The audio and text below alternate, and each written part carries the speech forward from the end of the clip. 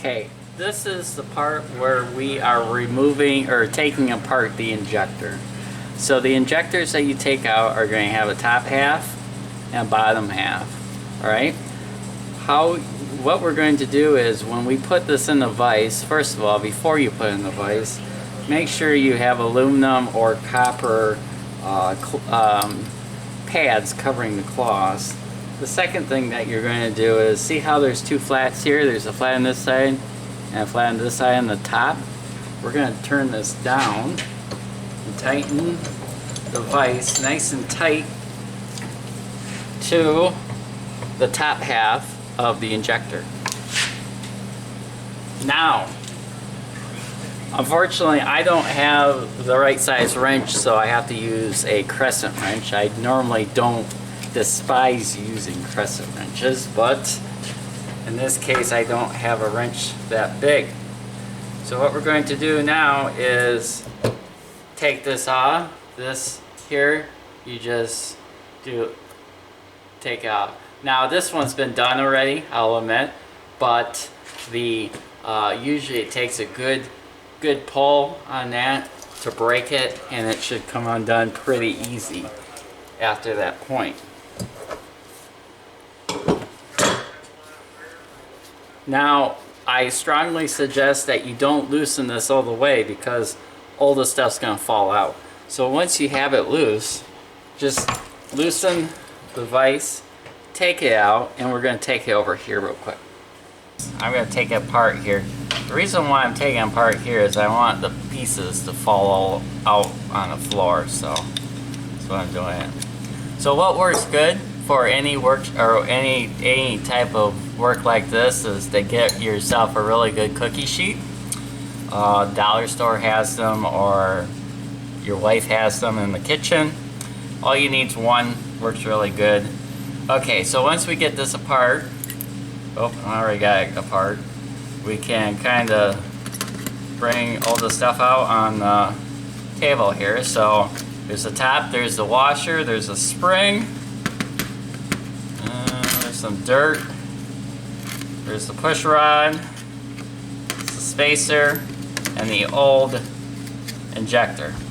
That's it. That's all that's part of it. So a cleanup is all these pieces except for that. That we're going to replace with a new one.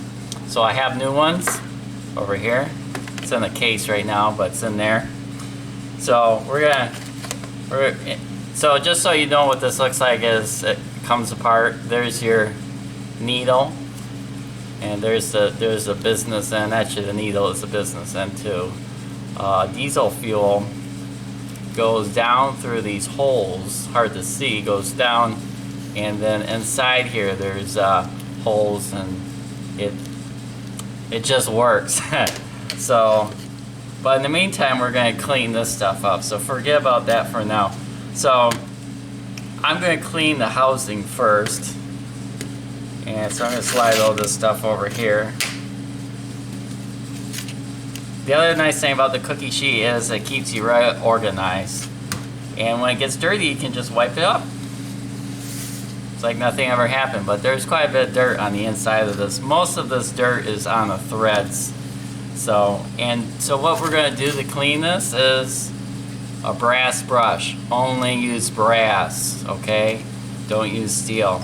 And I have this is basically diesel fuel right here mixed with some transmission fluid. And we're going to put this on a napkin. We're just going to clean up the threads. There's a bunch of rust in them, dirt, you name it. This process, you know, this is where it takes some patience. I mean, this takes some time. We'll go fast through this so you don't have to.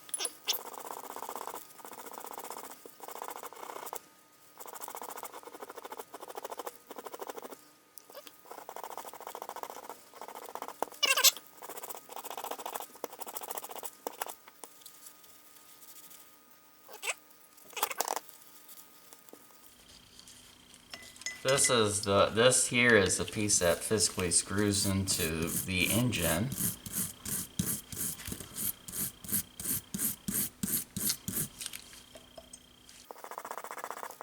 Whenever you're working on this kind of stuff, it's best to wear gloves. You know, I've said before I don't mind having diesel fuel on my hands, but over time it's hard on your hands. It dries them out, and I'm sure it's not good. I'm sure there's some cancer, who knows what. But if you can get some gloves, totally recommend it. This is what I'm going to do on all 5 of them. I'm not going to show you all 5 because the process is pretty much straightforward. You'd be bored.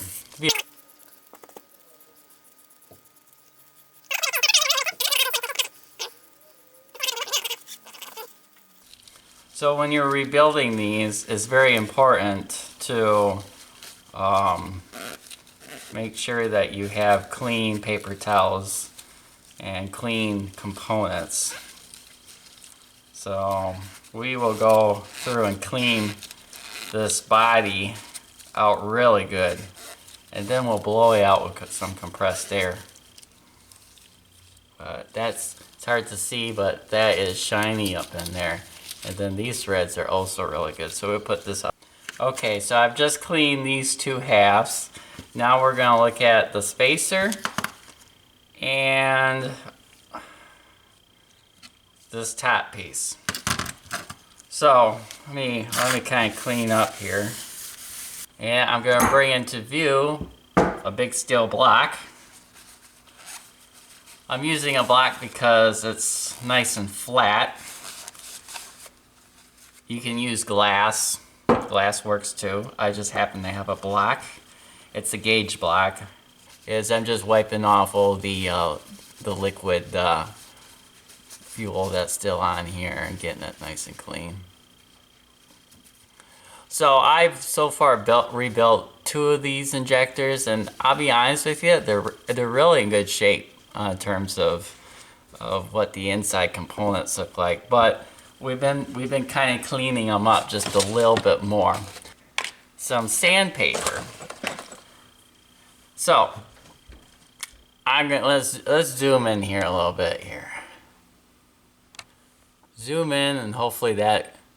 All right, so see the spacer. See how right there's like an indentation. We don't want that. We're going to get rid of that. And then if we flip it over, and like I said, these have been really good injectors. The very first car I did had really bad surface, and I had to take 600 grit sandpaper to smooth it out, and it took a lot of time. This has just some surface blemishes on it, which is great. That will come out extremely easy. Now on the top of the on this even looks really good, but we'll still take some paper to it. See how just at the right there's like you can see like a bold circle around there. We're going to polish that up, so that's going to go away. But I have been really impressed with these injectors. They've looked really good. I'm almost wondering if they were rebuilt at one time before. Okay, so continues to lap, and looks like we got that piece off, but make sure that this is going to be nice and smooth. Okay. The other thing that we gotta check is this other side. So we gotta check this side too. Now this side's pretty good. I'm just gonna take, and we are. Now, this. So remember before we had a little bit of a black ring around there? That would come off with the 2000 grit. So we just, and there we go, a little bit more.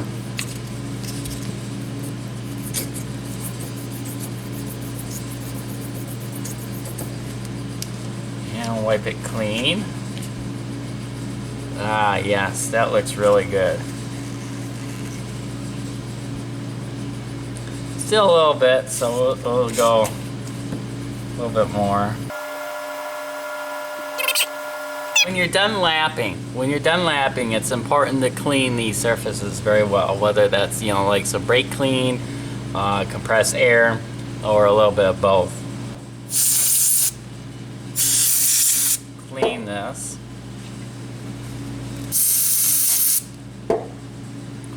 before you put them back together, especially these surfaces that are compressed together.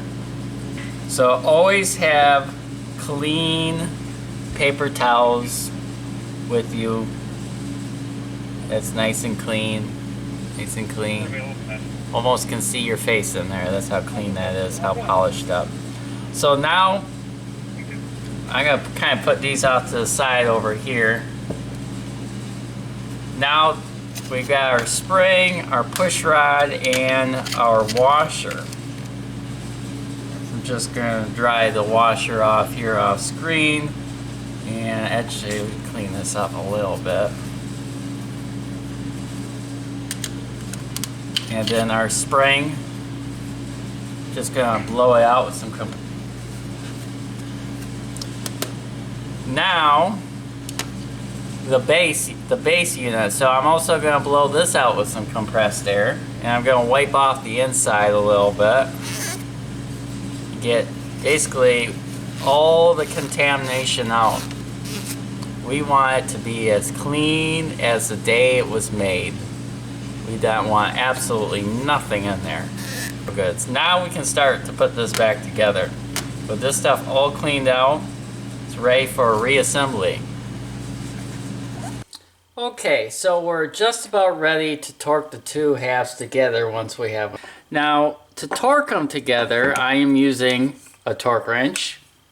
This is an analog torque wrench with your foot-pounds right here, with a slightly modified crow's foot. So this I believe is 1 1/16 from a box-end wrench.